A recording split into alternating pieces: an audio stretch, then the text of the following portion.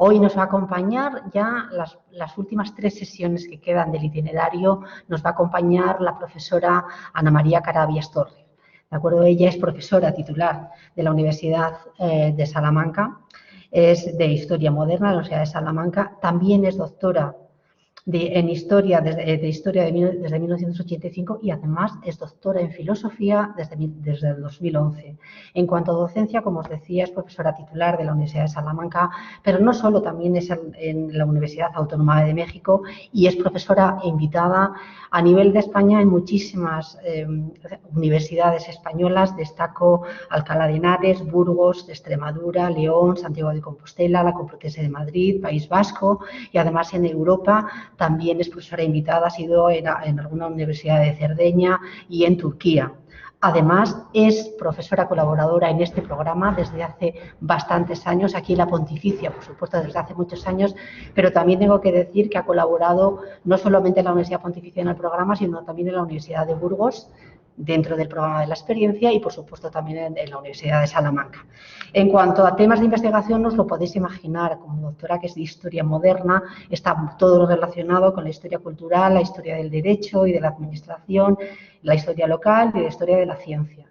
En cuanto a proyectos de investigación, ha participado en más de 15 proyectos de investigación. Últimamente trabaja en el equipo de investigación internacional sobre la Escuela de Salamanca, también en un equipo de investigación internacional sobre la historia de las matemáticas y en este curso 2020-2021 pertenece y forma parte del miembro del grupo de investigación reconocido por la USAL sobre historia de los derechos humanos, que es este grupo está dirigido por la profesora doctora María Paz Pando Ballesteros, compañera de la profesora Ana Carabias.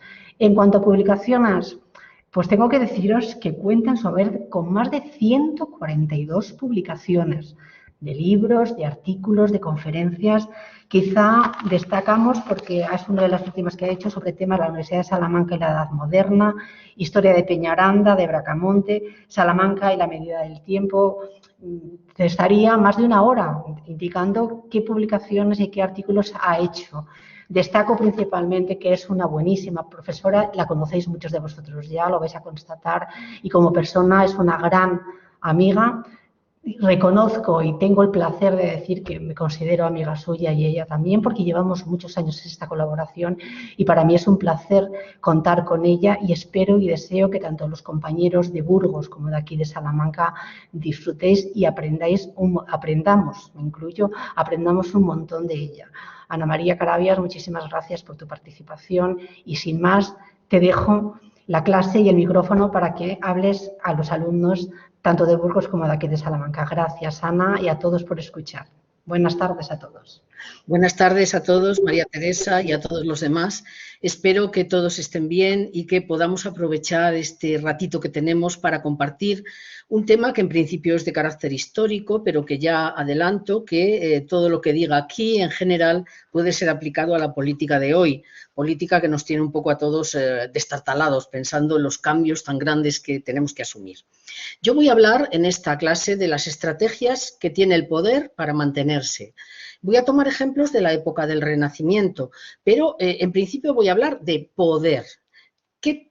Por tanto, ¿de qué? Voy a hablar de la facultad para hacer algo, de fuerza, de capacitación, también de dominio, que eso es poder, o influencia sobre alguna persona o cosa, sobre posesión, eso también es poder, o la capacidad de provocar ciertos efectos, o de la autorización para hacer algo, dada por una autoridad que tiene derecho a hacerlo. Voy a compartir con ustedes una presentación para acompañarme a lo que digo. Y, en principio, como digo, vamos a hablar de poder y de la época del Renacimiento, entretejiendo estas dos ideas.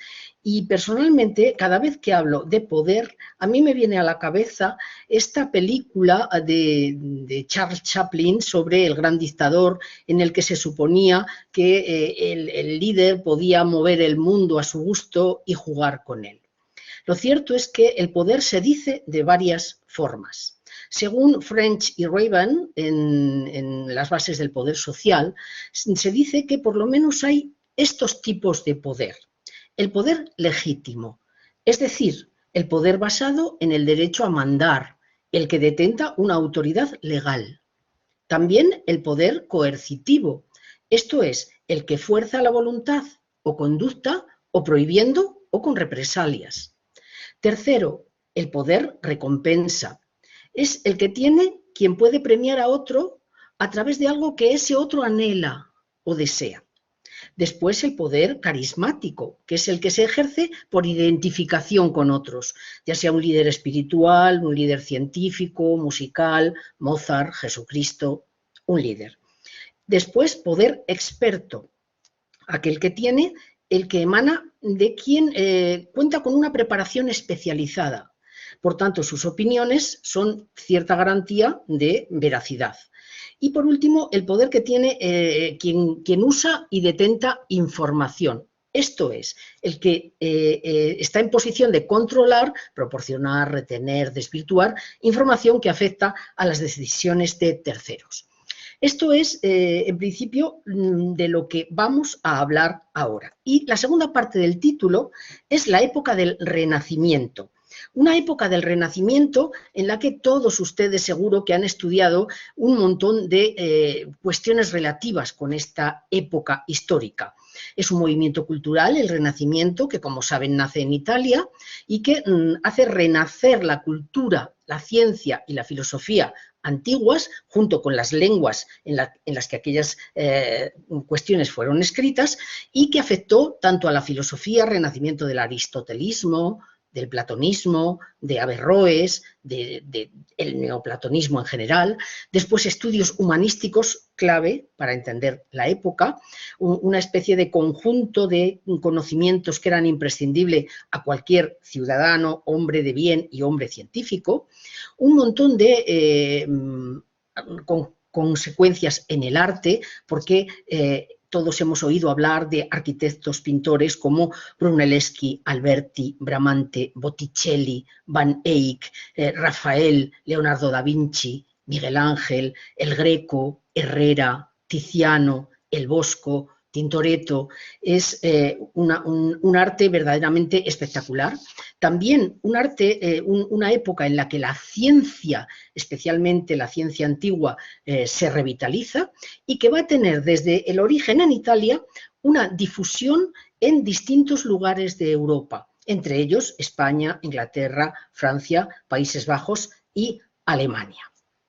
Dicho esto, las dos partes de lo que voy a hablar, poder y la época del Renacimiento, comienzo por comentar algo que me parece básico para entender lo que voy a explicar.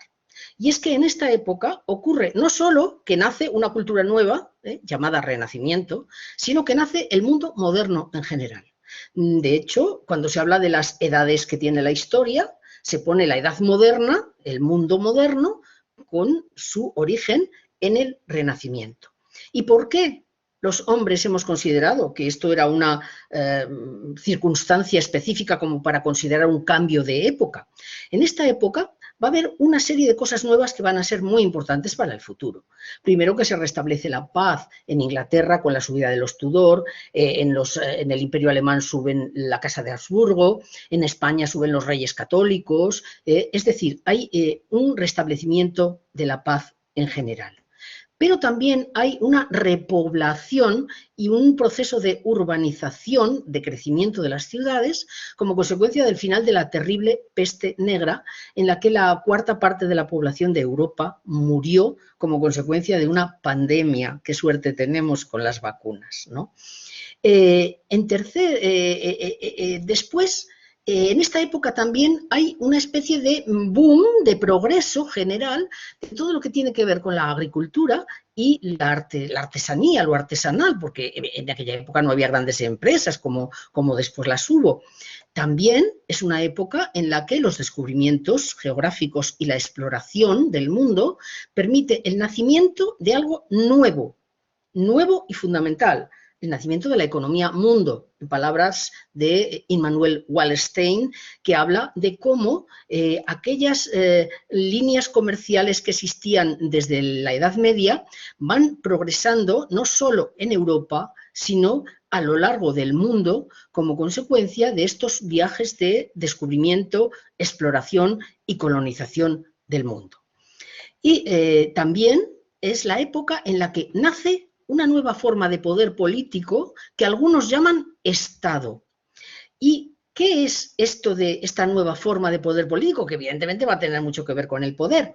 Pues esta nueva forma de poder político es una forma de poder político dotada de soberanía que se extiende sobre territorios, personas e identidades. Y comienza por primera vez en Francia con Luis XI y en Inglaterra con Enrique VII. Enseguida, la labor de Isabel la Católica y su marido hacen progresar en España este tipo de formación política que progresa de forma diferente.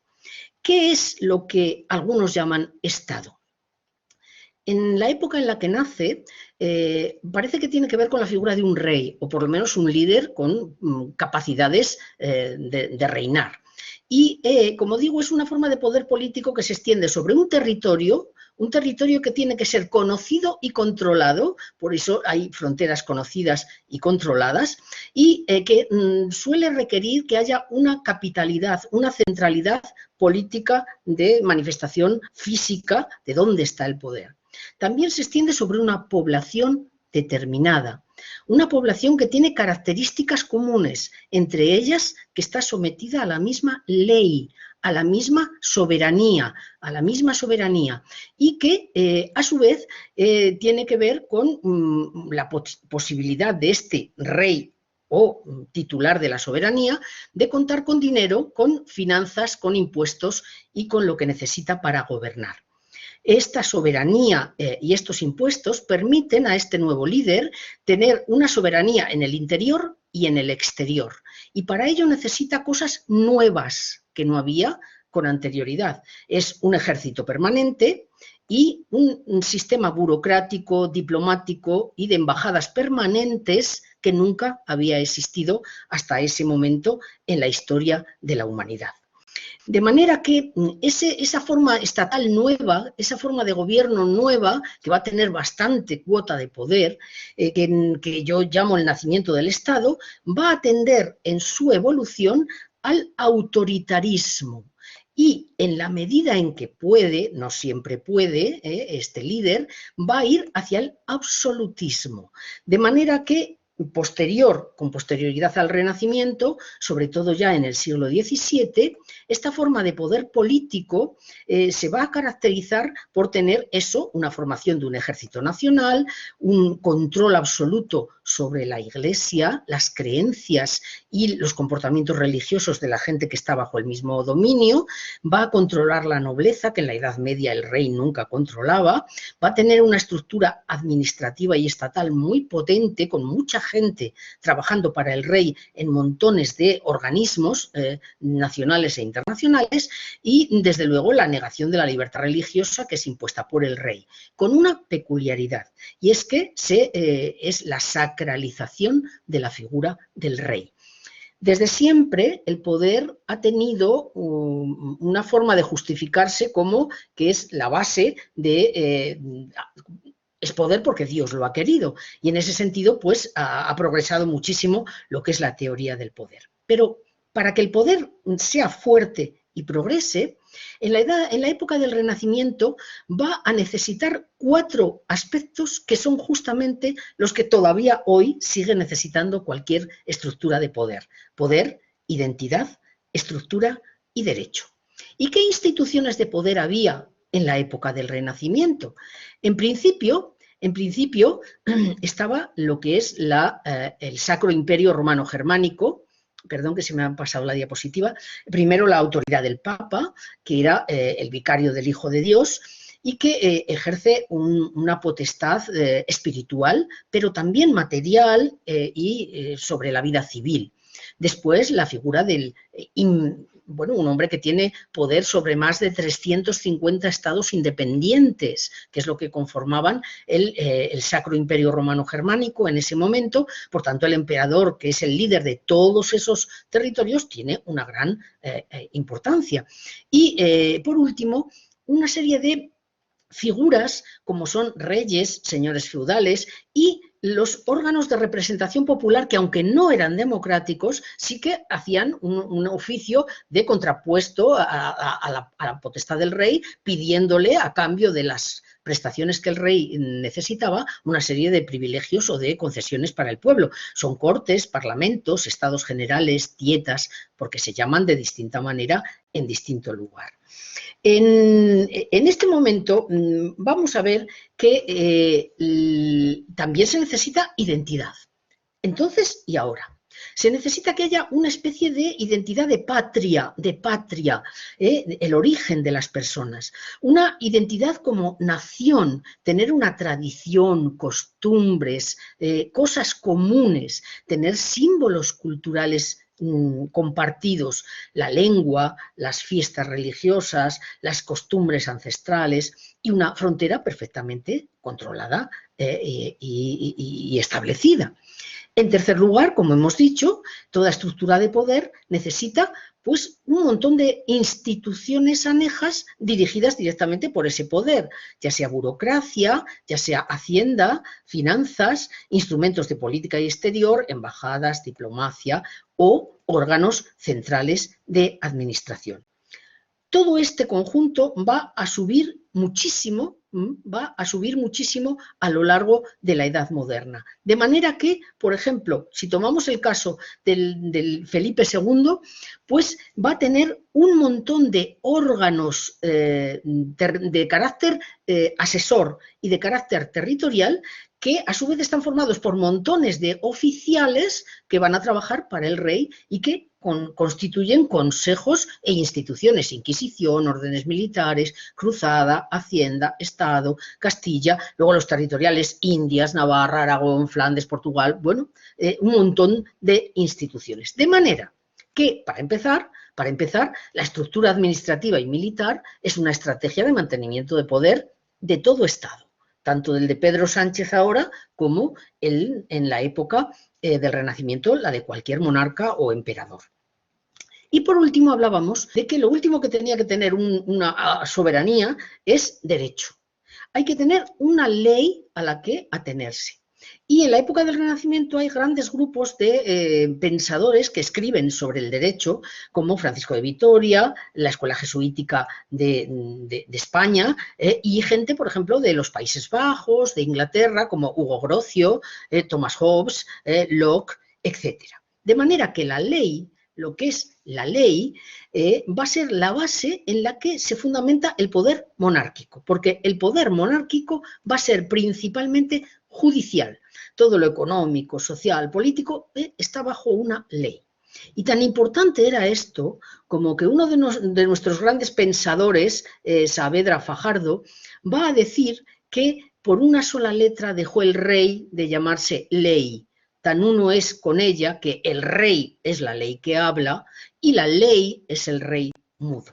Por tanto, el derecho y la ley es la segunda gran estrategia de mantenimiento de poder. Se necesita una ley fuerte para que esto funcione. Continuando con esto, observamos que el poder político, este poder fuerte estatal, se va a justificar en dos tipos de apoyaturas: la teoría política y la creencia en el orden divino, que Dios lo ha organizado así y que hay que respetarlo porque es un designio divino. Por lo que se refiere a la teoría política, vemos que nace una nueva forma de poder diferente, marcada en una teoría escrita, en un manual, digamos, de comportamiento del príncipe, que le debemos en este caso a Nicolás Maquiavelo y a su magnífica obra El Príncipe, que él escribió en 1513, aunque publicó después.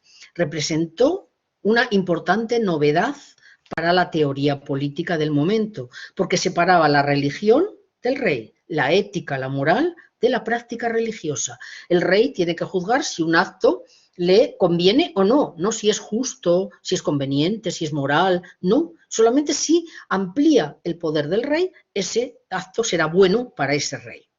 Este tipo de teoría va a ser muy poco frecuente en la época del Renacimiento, aunque tendrá después otras consecuencias posteriores, y lo más frecuente será que haya pensadores que en la línea del cristianismo defiendan la figura del rey fuerte, como por ejemplo el famosísimo Erasmo de Róterdam. El pensador que escribió 2 obras que tuvieron una gran influencia en la política internacional del momento. El Enchiridion Militis Christiani, es decir, el Manual del Caballero Cristiano, y una Institutio Principis Christiani, que es la que usó la institución del príncipe cristiano, que es donde estudió Carlos V su teoría política, porque este hombre escribió esta obra para el que después llegaría a ser emperador. Este hombre, muy al contrario de lo que decía Maquiavelo, que lo va a decir casi simultáneamente, porque lo están escribiendo prácticamente a la vez cada uno en su nación, pero este hombre mantiene la tradición católica del príncipe cristiano. El príncipe tiene que ser sobre todo cristiano. La guerra, como decía Maquiavelo, bueno, es buena si es conveniente. No, este hombre dice no, la guerra es el peor de los males. Es un principio cristiano, moral, y requiere del príncipe incluso un comportamiento ético, Esta es la teoría que va a triunfar, que va a ser mayoritaria por lo menos en la época del Renacimiento. Y entre ella pues hay que destacar algo que todos ustedes seguro conocen.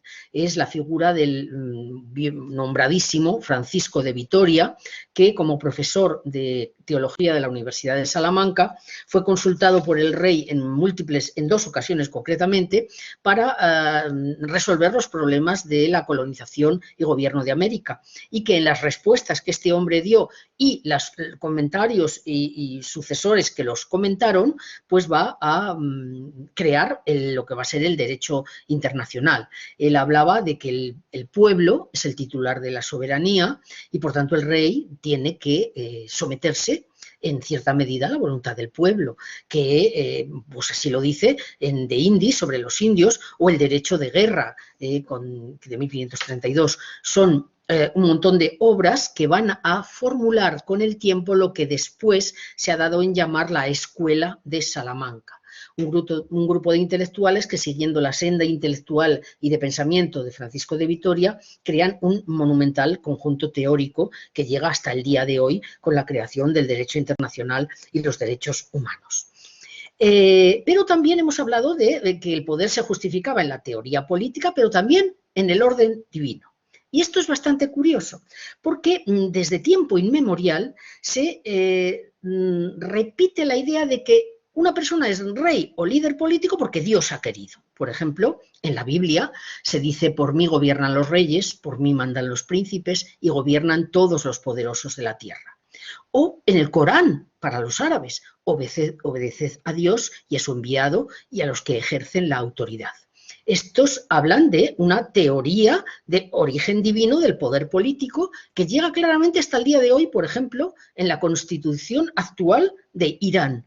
En su artículo 56 habla de que la soberanía absoluta sobre el hombre y el universo pertenece a Dios, y es Él quien hace al hombre soberano sobre su destino social.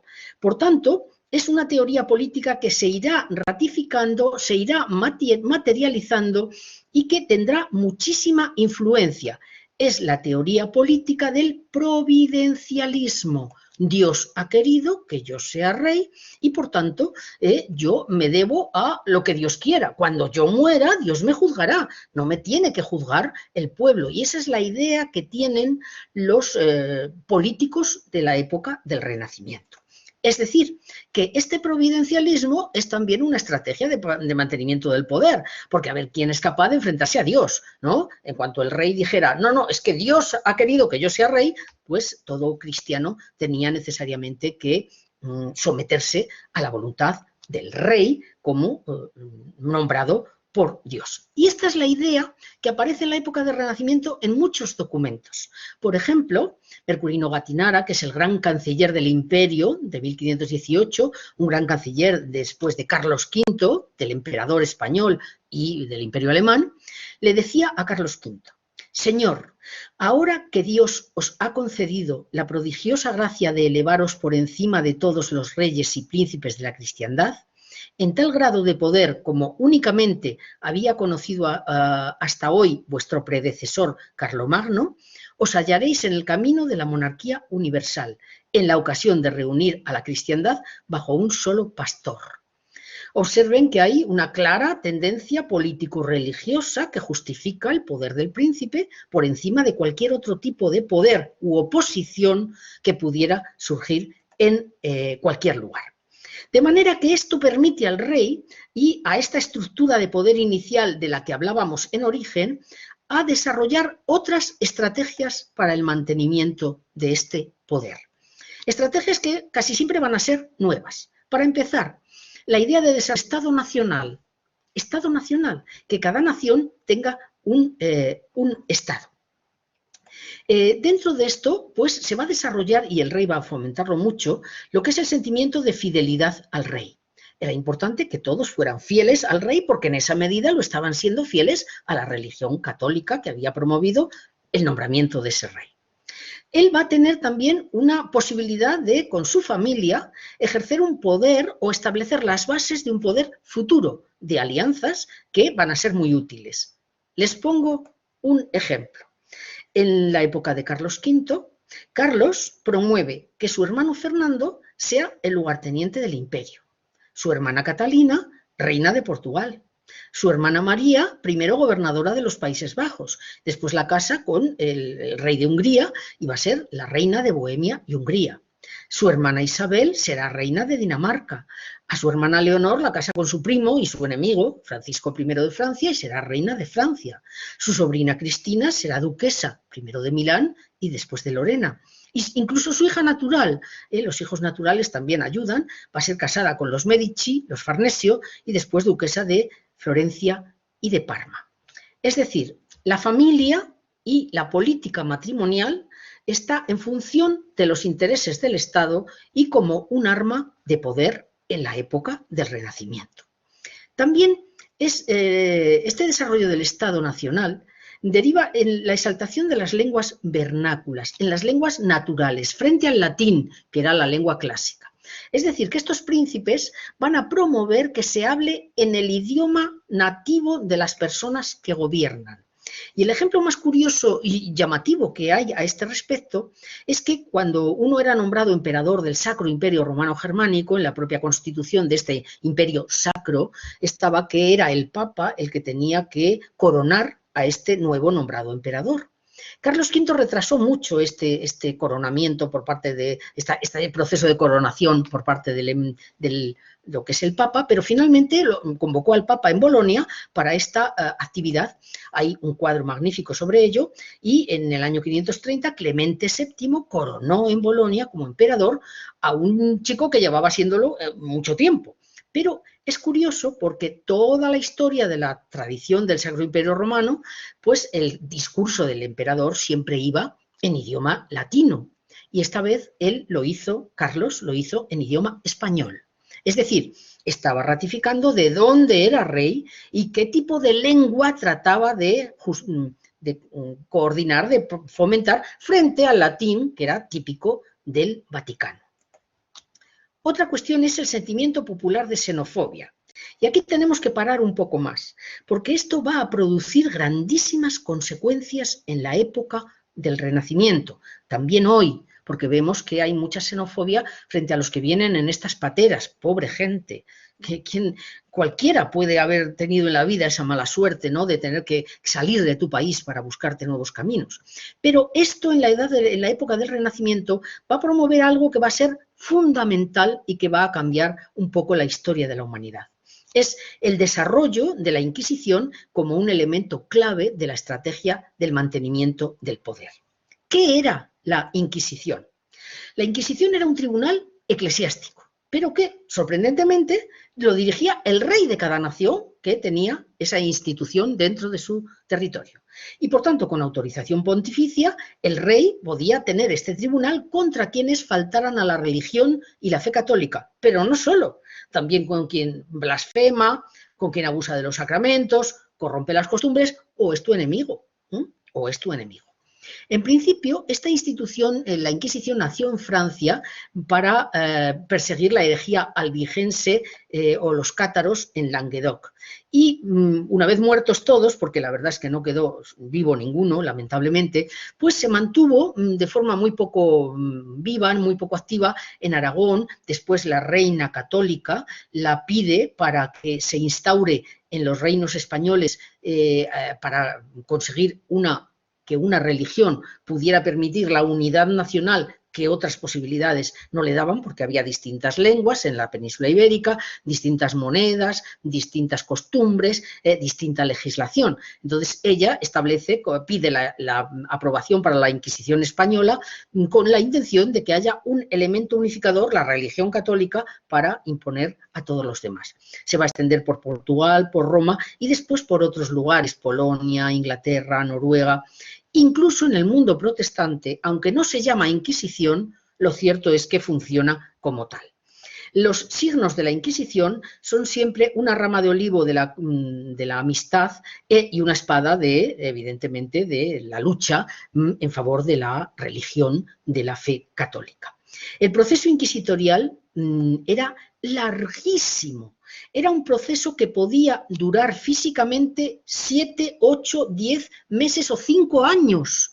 Un solo proceso judicial inquisitorial a una persona. Era algo tremendo y tenía distintas fases, como eran la procesal, la inquisitiva, la judicial, bien, distintas fases. Pero lo que yo quiero es mostrarles unas imágenes que probablemente no les gusten mucho, porque algunas son verdaderamente duras, en las que se expresa cómo el poder era capaz de discriminar a los enemigos en función de la supuesta peligrosidad de los mismos. Y así había distintos sanbenitos que eran aplicados a las personas que, siendo judíos moriscos o herederos de ellos, los que no salieron de España con las expulsiones de judíos en 1492, de moriscos a partir de 1609, pues los que quedaban y que se suponía que seguían practicando, o que así trataban de demostrarlo, los tribunales eclesiásticos de la Inquisición, fuera o no fuera verdad, porque ahí había una cantidad de faltas procesales en esos procesos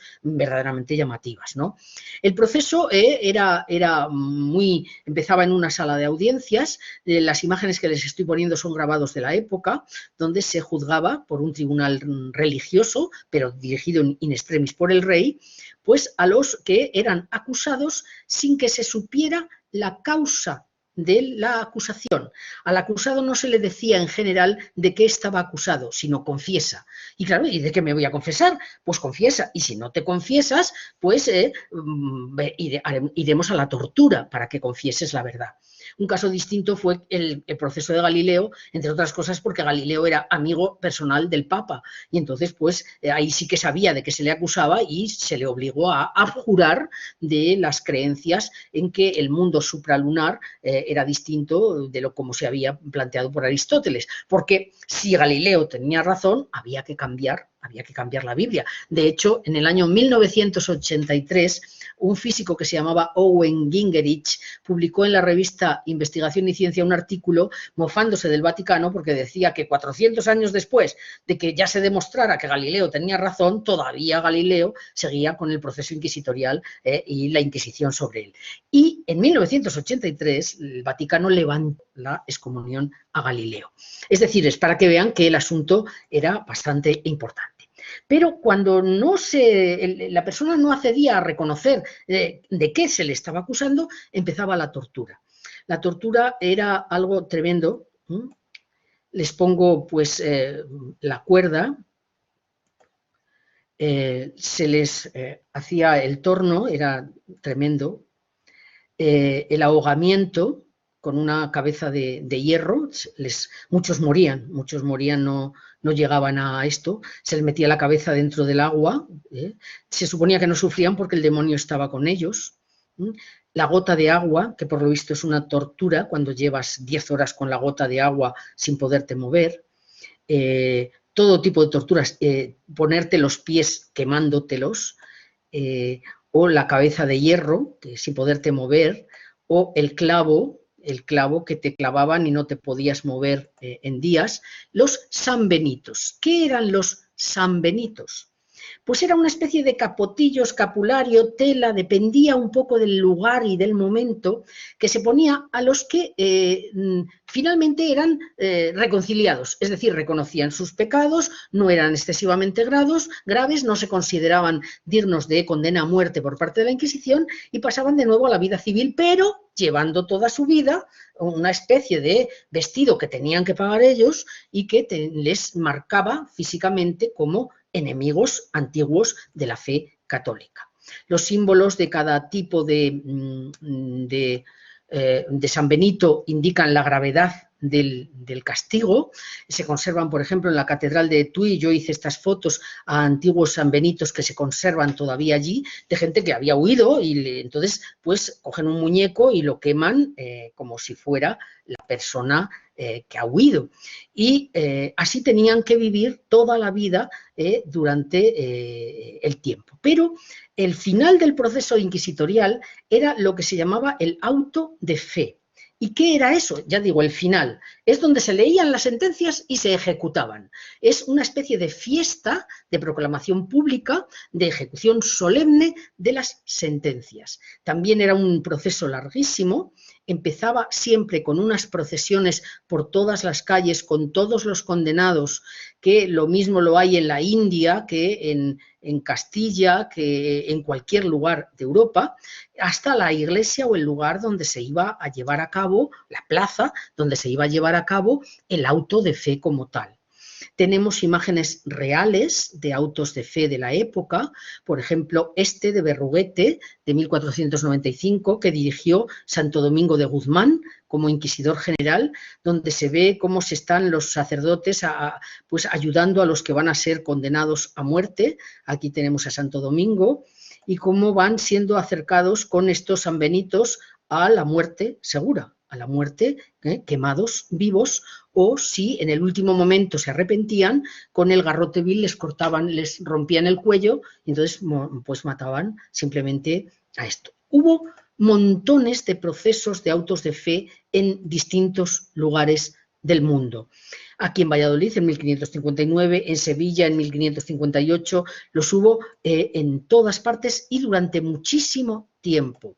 Tenemos la suerte de contar con algunas imágenes muy buenas, como este cuadro de Ricci, que cuenta lo que es el auto de fe de Madrid, en el que asisten personalmente los reyes, Carlos II, su mujer y su madre, ya vestida como viuda de monja, un auto de fe porque al auto de fe tenía la obligación de asistir toda persona que viviera en el lugar. Niños, mayores, tenían que asistir a ese espectáculo macabro. Vean la cara de horror de la persona que sabe que va a ser condenada a muerte y ejecutada en ese mismo momento. Ocurrió en Lisboa, ocurrió hasta el siglo XVIII y desde luego hasta el final de la Inquisición, que en España fue en el año 1834. Pues bien, lo cierto es que no solo se mataba personas, sino que hubo víctimas animales.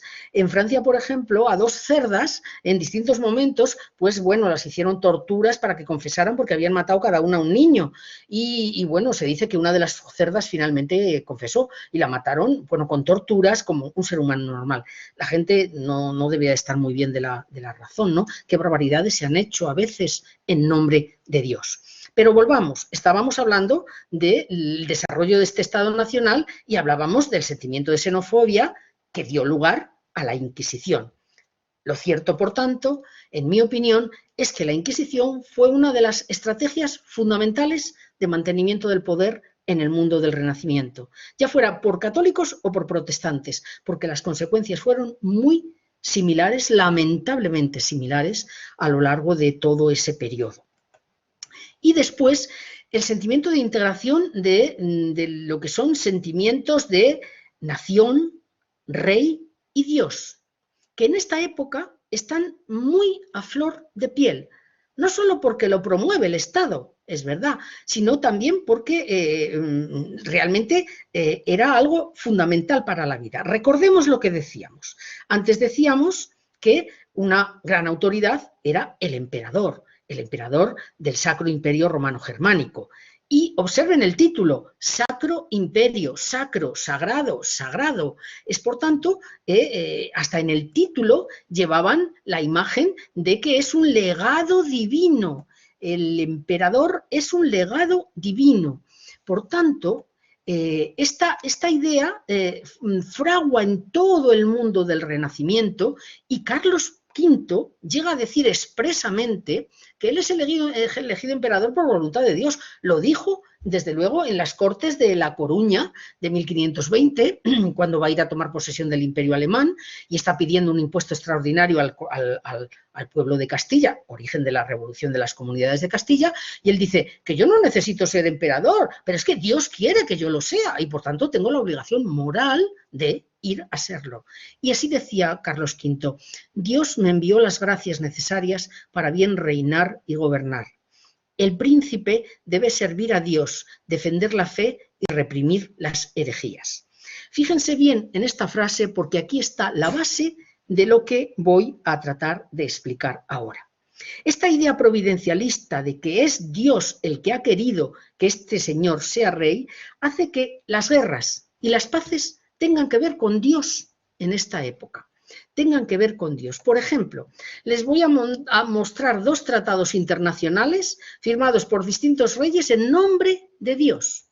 Aquí tenemos el Tratado de Tordesillas, 1494, en el documento que firmaron los reyes católicos y aquí en el nombre de Dios Todopoderoso.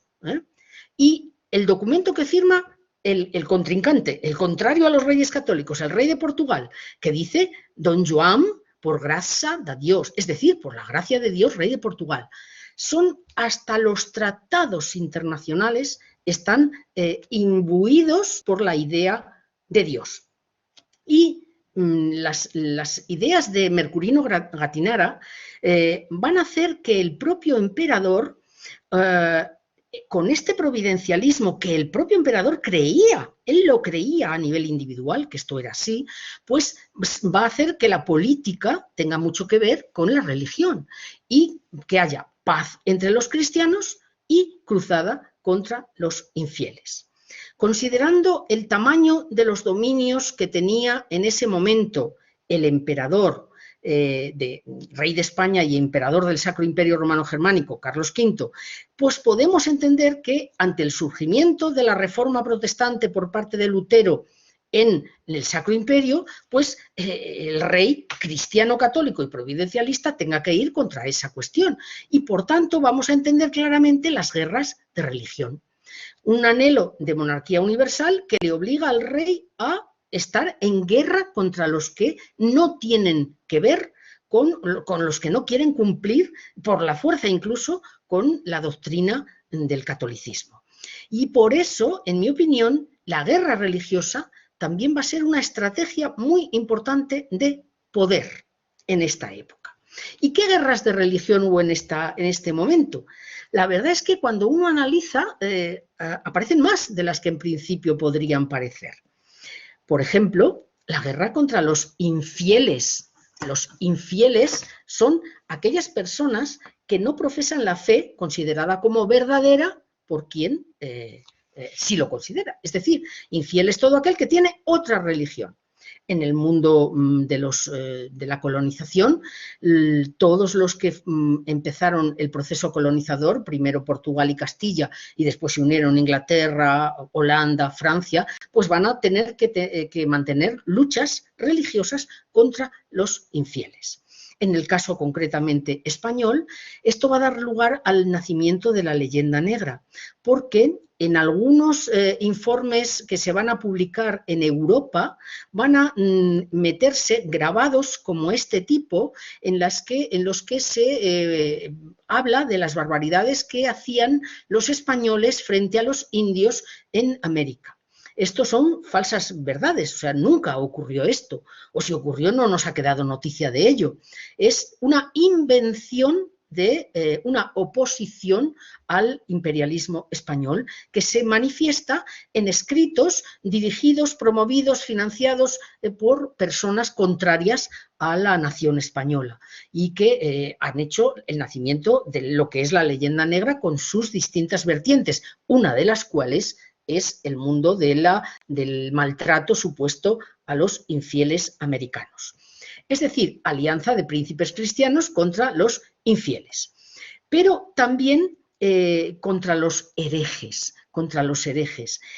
Piensen, por ejemplo, en lo que suponía que alguien de repente te dijera que no estabas cumpliendo la religión católica, te acusaran a la Inquisición. Y Antonio Muñoz Molina, nuestro literato actual, en una obra llamada Sefaraz, nos lo plantea de esta manera. Dice, ¿qué harías tú si supieras que de un día para otro pueden expulsarte, que bastarán una firma y un sello de lacre al pie de un decreto para que tu vida entera quede desbaratada, para que lo pierdas todo, tu casa, tus bienes, tu vida, la de todos los días, claro, y te ves arrojado a los caminos, expuesto a la vergüenza, obligado a despojarte de todo lo que creías tuyo? Eso es lo que va a pasar en esta expulsión de las personas que lamentablemente fueron expulsadas por motivos políticos de territorios de otras creencias.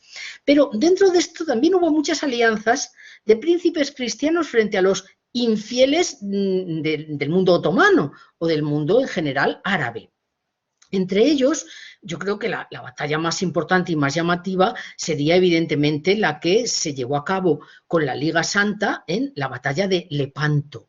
En 1571, en el Golfo griego de Lepanto, se unieron España, los países pontificios, Venecia, Génova, Saboya y Malta para luchar en una guerra imponente donde había cientos de barcos y miles de personas que, bueno, dio la victoria en ese momento al mundo de la Alianza Católica, y los otomanos tuvieron que replegarse y no volvieron a atacar desde ese momento en general a los territorios del Mediterráneo, dirigiendo su furia conquistadora hacia el norte, hacia el Imperio Alemán, Hungría y otros territorios de Rusia. Pero también hubo una alianza de príncipes contra los herejes. ¿Y quiénes son los herejes? Pues aquellos que disienten o se apartan de la doctrina o de las normas de una institución, de una organización, de una iglesia. Esos son los herejes. Y entre ellos, para el mundo católico, era Lutero y quienes siguieron su senda.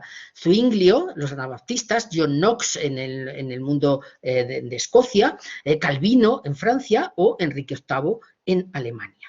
Como consecuencia de esta guerra entre católicos contra los herejes, va a haber una división del mundo occidental en grupos religioso-políticos. Los católicos son los que están en amarillo, las zonas dominadas por el luteranismo de Lutero en verde, las zonas de dominio calvinista, que era italiano, que era francés, que digo yo italiano, en rosa. Hay mucho en Escocia, en los Países Bajos, en la zona de Hungría, y el anglicanismo en la zona de Inglaterra. Esto lleva a batallas importantísimas, como por ejemplo la batalla de Mulberg en 1547, en la que, como un fuego de artificio, triunfan los católicos. Les va a durar muy poco, Carlos V se pone muy contento, es normal, pero la verdad es que no consigue dominar la rebelión religiosa en el Imperio alemán y se ve obligado a firmar una paz que no quiere, porque él es heredero de los reyes católicos y de sus títulos, por tanto, es heredero de la monarquía católica, y él había recibido en sus testamentos pues la idea de que tenía que mantener el catolicismo. Él tiene que firmar con los príncipes protestantes la paz de Augsburgo, que permite que cada príncipe pueda llevar la religión que quiera en su dominio. Esto para el emperador significa un fracaso personal monumental, hasta el extremo de que abdica y deja el imperio a su hermano y los reinos católicos a su hijo. Otro de los problemas de la época contra los herejes es el que tiene claramente Felipe II contra Isabel de Inglaterra, que va a estar siempre persiguiendo a los católicos de Felipe y apoyando a cualquiera que se enfrentara a Felipe. Frente a ella, Felipe preparó lo que es la Armada Invencible, que, como saben, fue uno de los más grandes fracasos del ejército militar español en el mar en 1558, pues perdiéndose prácticamente todas las barcas y todos los barcos y todas las personas que en esa expedición iban por problemas de una tormenta en el mar. No crean que esto es verdad, fue una derrota flagrante, impresionante, pero lo que nadie dice es que después hubo una contraarmada dirigida y arbitrada por la reina Isabel de Inglaterra, al mando de cuyas tropas iba el famosísimo pirata Francis Drake, que tuvo una estrepitosa derrota en las costas españolas, pero de eso casi ni siquiera hablan los libros españoles. ¿Y qué pasa a este nivel?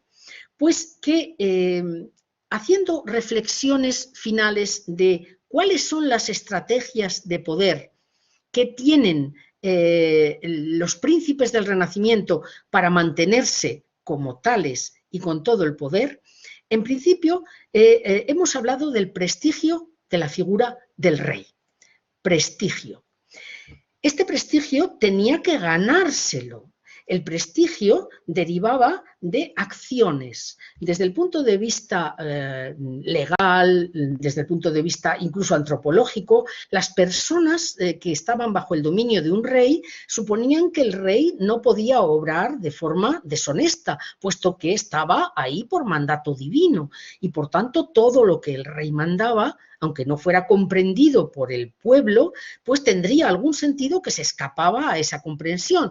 Pero digamos que en eso se basaba el prestigio de la figura del rey, que aunque cometiera errores gravísimos, como se cometieron, porque como ser humano los comete todo el mundo, pues el pueblo tendía, y la información que el rey proyectaba, porque había canales de información a través de las cortes, a través de cartas volanderas, a través de ediciones específicas para promover y divulgar determinadas acciones llevadas a cabo por la monarquía, el rey fomentaba este prestigio que le interesaba muchísimo dentro de su nación, de manera que sus súbditos le vieran como un ser importante, imprescindible, alguien que merece la pena pagar.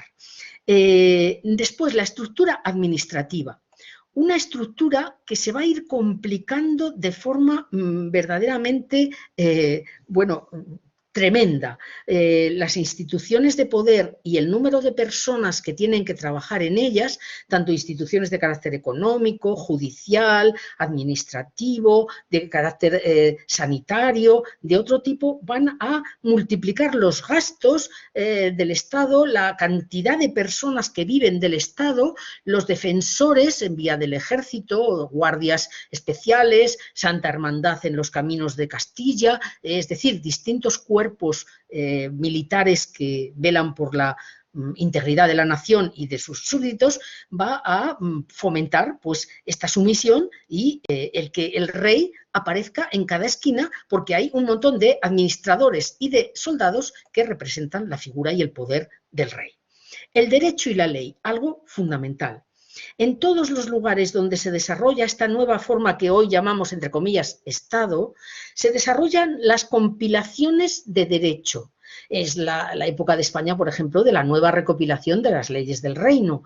Es una época, ya los reyes católicos habían mandado a Montalvo, a Palacios Rubios, a distintos juristas que hicieran una recopilación de las leyes del reino, y esto pasó a todos los territorios en general, ocurrió en todos los territorios que estaban dominados por un monarca, porque el rey era ley, era importantísimo que se conociera la ley para que se pudiera aplicar. El providencialismo, el interés que tiene todo rey de esta época o todo líder de esta época en esta creencia llega, incluso se desarrolla incluso más entre los protestantes, porque muchos príncipes protestantes llegan a manifestar que ellos son los príncipes porque Dios lo ha querido, y que si Dios ha querido que ellos sean príncipes no tienen por qué estar sometidos a los diezmos de la Iglesia Católica vía Vaticano o a los impuestos excepcionales que pusiera el imperio, el emperador, a través de la Dieta de Alemania, o en Francia del Parlamento de París, o de las Cortes en Castilla. Es decir, que se va a mantener en esta época la creencia en el origen divino del poder político. La duda sobre esta creencia no llegará hasta tiempo después, por lo menos en las obras ya de otros teóricos de la política del siglo XVII, como Hobbes en Leviatán, o Locke en los tratados del gobierno civil. Pero de momento nadie cuestiona la idea de que todos creen que Dios ha querido que esa persona tenga y ejerza el poder. La política dinástica, que convertía a los miembros de la familia real, desde luego, en una suerte de moneda de cambio, de te caso a esta con este, y bueno, cosas que así ha habido en la historia, pues cosas verdaderamente jocosas, de montones de contratos de prematrimoniales que se hacen y luego no se cumplen. Bien, una política dinástica que servía indudablemente, sobre todo para enlazar contacto con los enemigos. Había que casar a alguien de la familia con el enemigo para tenerlo cerca. Una estrategia fundamental del poder fue la Inquisición. La Inquisición como un tribunal religioso, pero en manos de un poder civil, del rey, pues va a hacer que la gente, ante los métodos que utilizaba la Inquisición para su funcionamiento, es decir, la denuncia anónima, sin ningún tipo de prueba, pues va a ser a la vez un elemento que produce muchísimo terror, pero también muchísimo alivio, porque si tú tienes un enemigo, le denuncias y bueno, luego que él se defienda a ver si es verdad o no lo que tú has dicho, porque a ti no te van a acusar de haberle acusado en falso, no, solamente a él de haber supuestamente cometido aquello de lo que tú le acusas. La Inquisición fue, por tanto, un elemento fundamental. Y por último, el montón de guerras y alianzas que convierte al poder en una especie de entramado de poder supranacional que se ayuda mutuamente y que tendrá quizás su punto culminante en el siglo XVIII en los llamados pactos de familia, tratados secretos firmados por los reyes de España y de Francia, que solo conocían presuntamente ellos, para ayudarse en cualquier circunstancia que pudieran tener en contra del poder de las monarquías de ambos territorios. Esto es lo que quería explicar y espero que hayan conocido y comprendido lo que les digo, que espero que les haya interesado y les convoco para que vuelvan el jueves a escuchar la siguiente clase sobre este pequeño ciclo final que estamos teniendo. Muchas gracias a todos por su asistencia y buenas tardes.